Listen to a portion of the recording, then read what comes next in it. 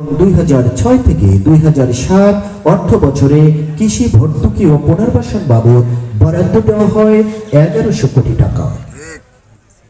2001 সালে ক্ষমতায় এসে প্রধানমন্ত্রী বেগম খালেদা জিয়ার শাসনামলে তার কৃষকরা এই সুবিধা থেকে বরাবরই বঞ্চিত হয়েছে। ফলে এই খাতে লক্ষ লক্ষ কোটি টাকার আর্থিক দুর্নীতি সংঘটিত হয়েছে আওয়ামী দুঃশাসনের নিপীড়িত নির্যাতন ফ্যাসিস্ট সরকারের মাধ্যমে। খামার যান্ত্রিক সবিনয় অনুরোধ করছি এবং আন্তরিকভাবে ধন্যবাদ জ্ঞাপন করছি তার মিছিল বহরকে এবং স্ব স্থান বিন্যাস গ্রহণ করার জন্য আমরা করতালের মাধ্যমে ভর্তুকির পরিমাণ 17,261 কোটি টাকা, যা আগের বছরের তুলনায় 8,383 কোটি টাকা কম।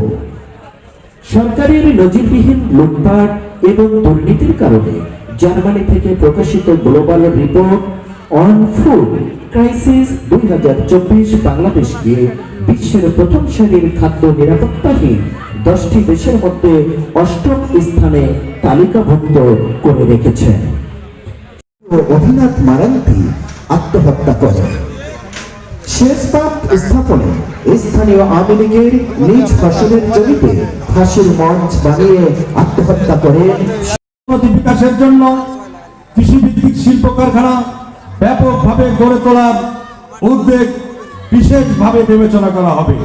ঐতিহ্যগত খাল খনন কর্মসূচি পূর্ণ প্রবর্তন করা এবং সেচের পানি অপচয় রোধে দ্রুত সময়ের মধ্যে ব্যারিড পাইপলাইন পদ্ধতি সম্পন্ন করার উদ্যোগ বিশেষভাবে বিবেচনা করা হবে। এটা কি আপনারা বুঝতে পারছেন? কি মানে আপনারা ক্যানেল খনন করে পানি দেন না, ওটা হবে না। পাইপ দিয়ে আপনাদের জমিতে পাইপ ব্যবহার করে পানি সরবরাহ করা হবে। বুঝতে পারছেন? কর্মসংস্থানের লক্ষ্যে একটি 50 কোটি টাকার তহবিল এবং চরাঞ্চলে জনগোষ্ঠীর উন্নয়নে 500 কোটি টাকার চর জীবিকায়ন প্রকল্প গ্রহণ করেন। 2004 সালে সংগঠিত প্রলয়ঙ্কারী বন্যায় ক্ষতিগ্রস্ত কৃষকদের পুনর্বাসনের লক্ষ্যে তাৎক্ষণিক 158 কোটি টাকার দুর্নীতি গ্রহণ করেন। কৃষি মন্ত্রণালয় থেকে জেলা পর্যায়ে সুবিধা বঞ্চিত কৃষকদের বিনামূল্যে ধানের চারা রোপণের রাইস ট্রান্সপ্লান্টার, কম্বাইন্ড হারভেস্টার, বালাইনাশক সার ইত্যাদি কৃষকদের প্রণোদনা দেওয়া হয়।